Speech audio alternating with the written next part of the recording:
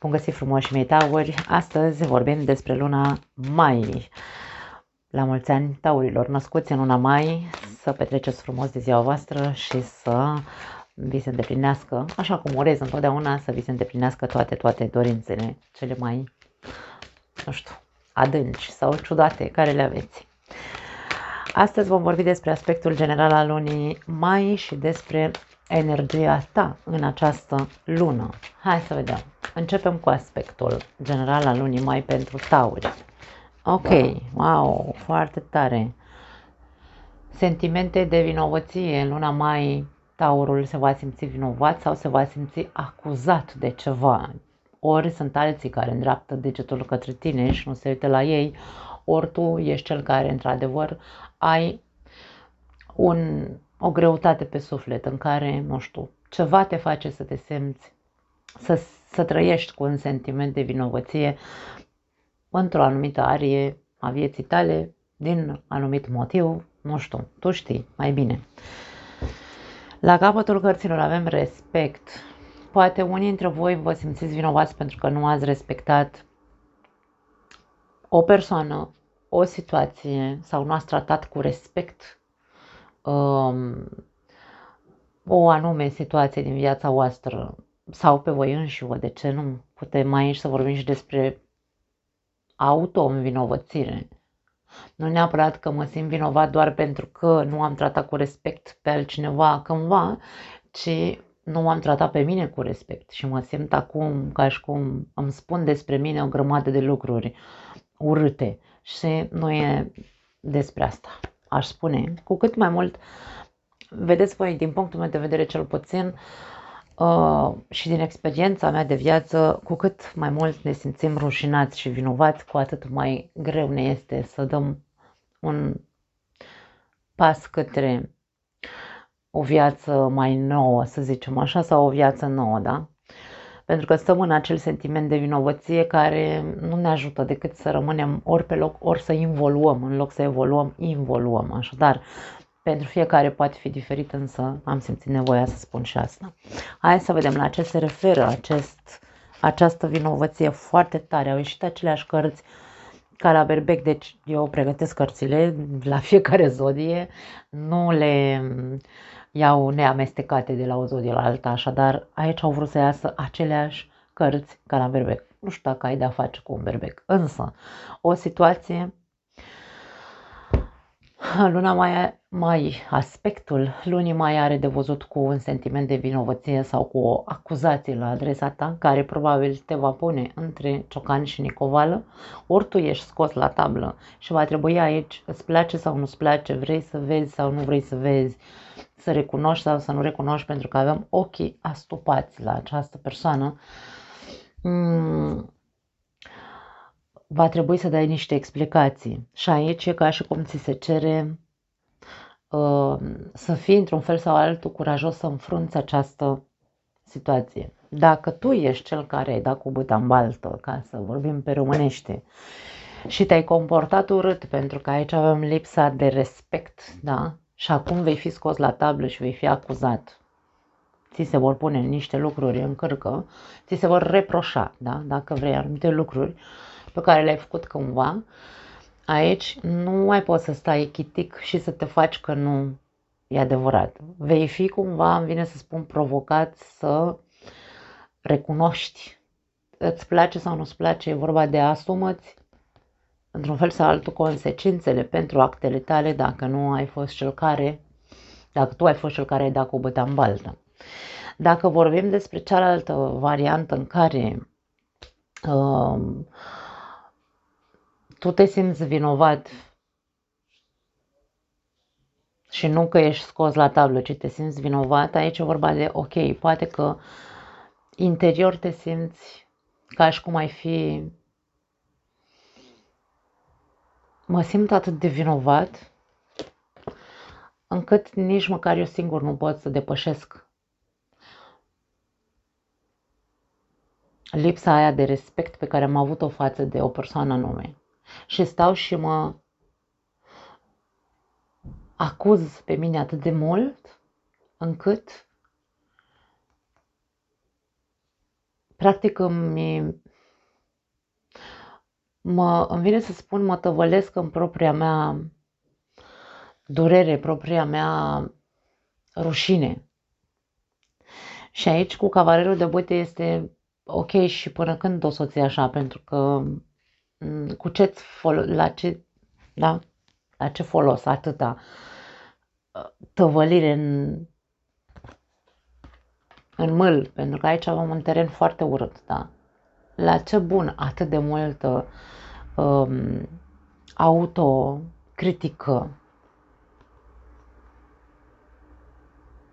Ok, ai făcut-o, ai făcut-o. Important este că vezi, important este că acum recunoști și spui, ok, n-am știut să fac mai bine în trecut, dar de acum înainte, e ca și cum trebuie să înveți să ieși cu capul sus, indiferent că ai dat, ai făcut-o, nu mai contează. Nu poți să stai aici prea mult timp. Optul de spade este o încarcerare mentală și o impotență personală. Nu mai este cazul să rămâi într-o impotență personală doar pentru că încă simți nevoia să rămâi acolo, să te tăvălești în senzația de vinovăție. Nu, e momentul să zici ok, gata, accept că am făcut-o, am pierdut poate persoane dragi din cauza că nu le-am respectat, am pierdut, nu știu ce ai pierdut, tu știi, însă îndrăznește. La capătul cărților avem un as de monede, este ca și cum e momentul unui nou început. Dar aici un nou început coerent, da? Coerent cu picioarele pe pământ, în care să nu mai repeți aceeași greșeală. Dacă ai făcut-o cândva și te-ai comportat urât cu anumite persoane, aici ca și cum trebuie să înveți lecția. Să ieși cu capul sus, nu cu mândrie, ci cu capul sus să zici, da, ok, mi-asum, însă data viitoare nu mai fac. Deci, pentru a nu mai repeta. Pentru că optul de spade poate fi o buclă. Atenție! Dacă tu, când ești într-o stare, hai să zicem așa, te apucă focul, da? Ca să nu zic te apucă nervii, dracii, că mie îmi place pe românește, da? Degeaba ai păreri de rău după aia. Dacă tu nu-ți ții în frâu instinctul ăsta așa, care să sară cumva de fund în sus și să înjuri pe toată lumea, pentru că ăsta este foarte impulsiv,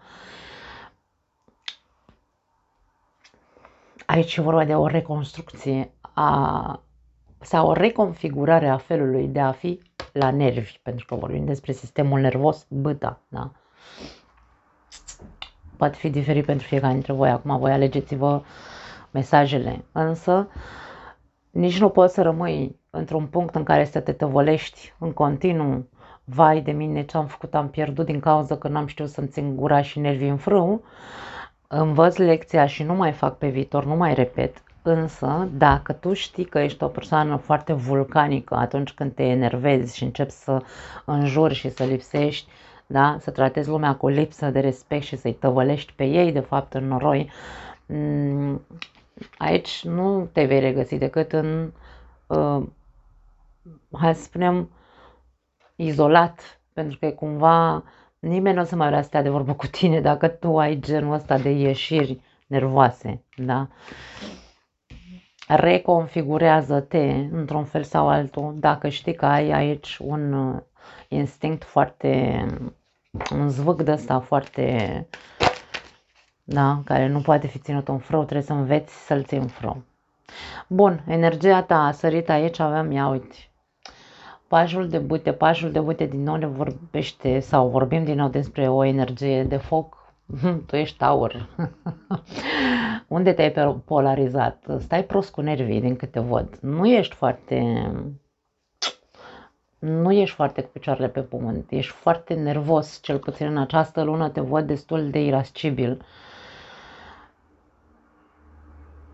Poate să fie foarte mult aici, din cauza faptului că tu ești foarte vulcanic și foarte nervos și irascibil, poate să fie o lună în care tu va trebui să faci față, pentru că vei fi pus la zi de foarte multe ori în această lună. Vei fi arătat cu degetul, vei fi criticat, vei fi, da, atenție. Pentru că văd energia ta și energia ta nu-mi lasă de înțeles altceva decât că este o energie. În momentul de față pot să spun că îmi transmite infantilitate, îmi transmite superficialitate, un soi de ego din ăla eu sunt și tu trebuie să mă respecti indiferent cum eu mă comport cu tine. Nu e pe acolo, taurule. Nu. Hai să vedem cu ce vine această 5 de spade. Tu ești cel care începe războaie. Mare atenție, da? Deci mare atenție. Marele preot avem 10 de monede și azi de bâte. Poate fi vorba despre majoritatea taurilor, aș spune. Nu e, bineînțeles, pentru toată lumea, însă energia taurului în această perioadă este una agitată. Și ce văd este, poate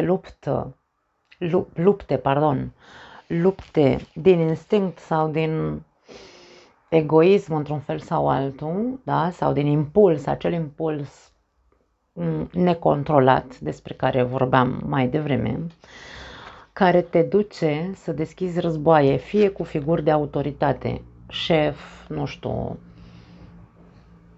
un asociat, un părinte, da, pentru că am și cartea familiei, un părinte, un partener de viață, lupte de putere din cauza faptului că tu vrei cumva să ai dreptate. Băta întotdeauna vrea să aibă dreptate. Băta înseamnă comunicare, înseamnă impuls și sistemul nervos activat foarte tare, irascibilitate, ne spun.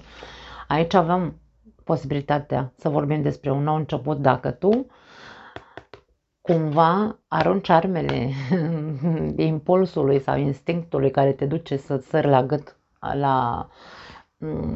la gâtul anumitor persoane. Pentru că pot să ia, uite ce frumos la capătul cărților, 10 de spade, putem să vorbim despre faptul că îți sapi groapa singur. Vei pierde, de ce nu, un job, vei pierde respectul, da? Tu îți pierzi respectul singur în fața acestor persoane. Bineînțeles că aici vorbim despre o luptă, nu este o luptă corectă, nu este o luptă justă, pentru că aici avem această persoană care are, într-un fel sau altul, un interes să deschidă o bătălie. Care e interesul tău, doar tu știi. Energia ta e una impulsivă, eu nu am de unde să știu, dar interesul tău are de văzut cu cineva din familia ta, vrei să fii peste partenerul de viață, vrei să-l domini, vrei să fii tu cel care controlează, vrei tu să fii cel care își impune propriile legi și norme în casă sau la job, de ce nu? Mare atenție aici, e vorba despre mult foc, e vorba despre aici nu săpa groapa altuia pentru că vei fi tu cel care cade în ea. Ai șanse să ți se dea o altă oportunitate dacă știi să arunci armele la timp. Dacă continui cu această senzație de dorință, cu această dorință de lupte de putere în care tu să fii pe deasupra tuturor, aici vorbim despre îți sapi groapa singur. Tu vei fi cel care pierde, tu vei fi cel care te vei băga în situații între ciocan și nicoval în care poate nu vei ști cum să mai ieși sau nu vei vedea soluții curând, așadar mare grijă pentru că te vei simți vinovat. Luna mai pentru tine are legătură cu vinovăția sau cu critica la adresa ta și cu